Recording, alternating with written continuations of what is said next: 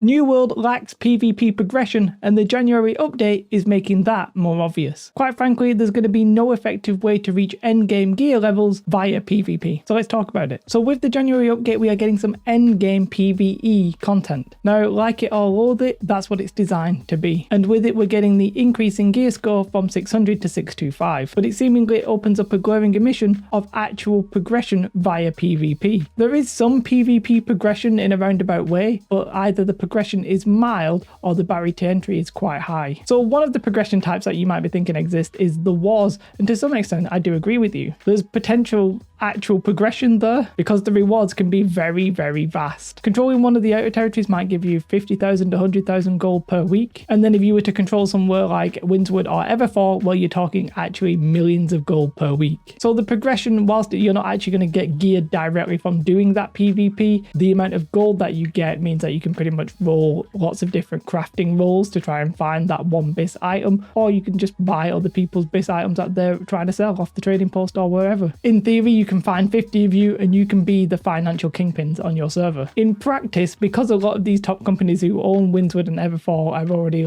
been owning it for a while, they're already in BIS. The defender wins 80% of the time just from Amazon stats, and now that they're all in full BIS with the best gear you can possibly get, it's going to be very difficult for anybody to take them over. But I would say that this is probably the most PvP progression there is in the game. However, it's not really on an individual or group based level. I'm talking 5 people. Obviously 50 people is a group, it's just quite a big group, so the barrier to entry is quite high. And with the January patch where the expedition mutators have been introduced and the gear score going up to 625, your main way of converting gold into that progress is to do the crafting, but that's actually not very effective. You are going to actually want to do the expedition mutators. So you might think, oh, that makes it a little bit difficult. Well, yes, but it'll be a little bit easier if you've got millions of gold, because you'll be able to be in the BIS equipment and you'll be able to have all the holding stones and all that kind of good stuff that you need, different sets of gear, etc. So the expedition mutators should be a little bit easier for these players, because really the expedition mutators are the most effective way of actually increasing your gear from 600 to 625. So what other PvP progression is there? Well, I think we can rule out open world PvP, because you do get a few items and you do get maybe weapon expertise and stuff like that, but you're not really going to get anything significant from killing other players on a regular basis. So the obvious answer would be Outpost Rush. But really, if you did Outpost Rush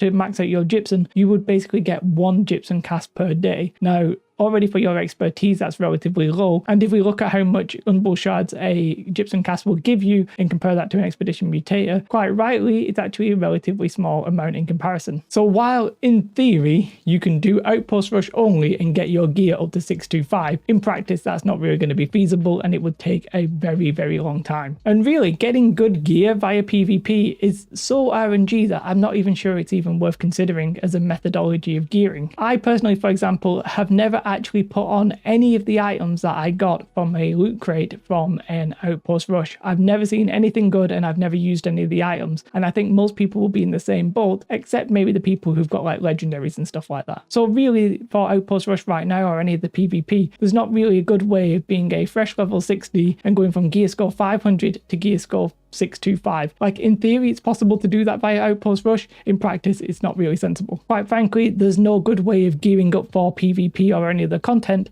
via PvP, and that includes Outpost Rush. Weirdly, one of the best ways to get gearing for PvP is to go through the faction vendor and pick up the 520 gear score faction PvP armor set. However, it's weird to put that in PvP content because faction missions have a PvE version as well, so you don't actually have to flag up as PvP to get that. But other than that, I don't really think there's any good way of gearing up from Outpost Rush or any other method of PvP. A few greens and blues but some bad gear rolls isn't really going to cut it for most people. Now, I sort of feel like this was a lot less frustrating when the gear score wasn't 625 and it was just 600, because weirdly, even though I was against this, almost all of the good gear came from crafting, with a few drops from maybe Genesis and Lazarus and that kind of thing if you were lucky to get the 600 legendary version of them. But now with the January expedition mutator patch, it sort of feels like the majority majority of the progression is going to be PvE. Now, whilst it's going to be difficult PvE, sure, and it actually deserves to have good rewards, it's a little bit weird that it's only just PvE and no other real way of getting this gear up. Yes, there's going to be the gypsum cast, and yes, there's crafting, but the amount you get there is going to be so like small in comparison to the Expedition Mutators that it's almost not worth factoring in here. There's no real way for you to be a PvPer and to get that kind of gear score. So what can actually be done to fix this? Well, personally, I think like a PvP vendor or an Outpost Rush vendor for gear would be pretty good. World of Warcraft used to have this, and it was a system I actually quite liked. You know, maybe saving up all of your tokens from Alternate Valley to buy X weapon or whatever was sort of enjoyable. Yes, it did sort of mean you had to grind it a little bit, but that is what it is. And if they introduced like a little shop that you could buy stuff from, you know, they could actually sell Umbral shards as well, so you could maybe get a decent set of level 600 PvP gear and then upgrade it. Yes, it would take a while, but you know, you'd be able to sort of spam it and farm it and that kind of thing. Now, maybe they think that's sort of too good, and maybe they're right because we don't know what's coming, but if they aren't going to go that far and add like a little vendor, that's okay. What I'd like to see is actually just more Umbral shards given via PvP. Now, either that's going to be from PvP where you're like in the open world, I actually wouldn't mind that, but you could maybe lead yourself to some abuse where people just agree to like trade off, and that wouldn't be very good. Or you have it so that Outpost Rush itself just gives you Umbral shards so you can actually farm them on repeat. There's then another question about people AFKing and not really tryharding and all that kind of stuff. Beyond that, I think we would all possibly like to see some sort of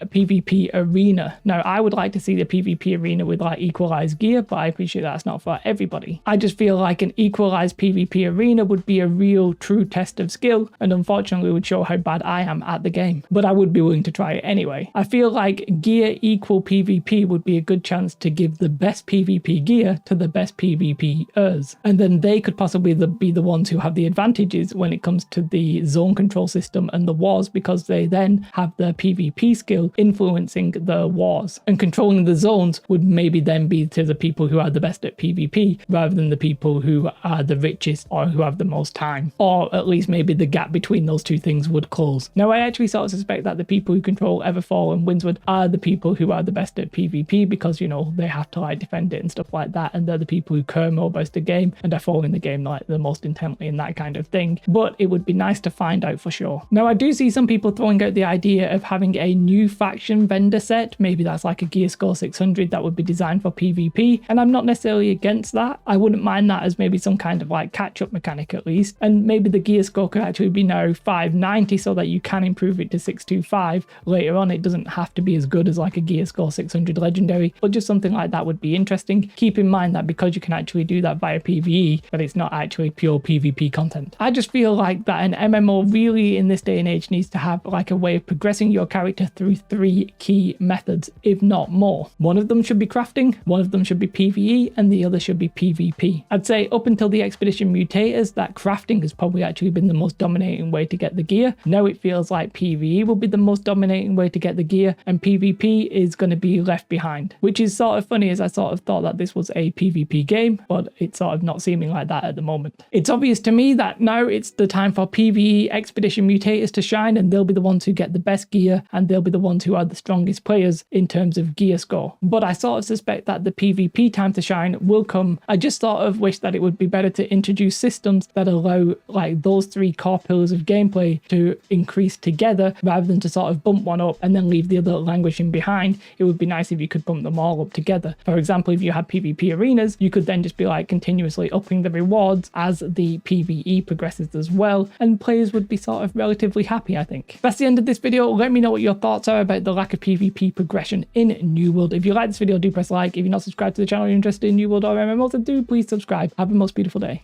Goodbye.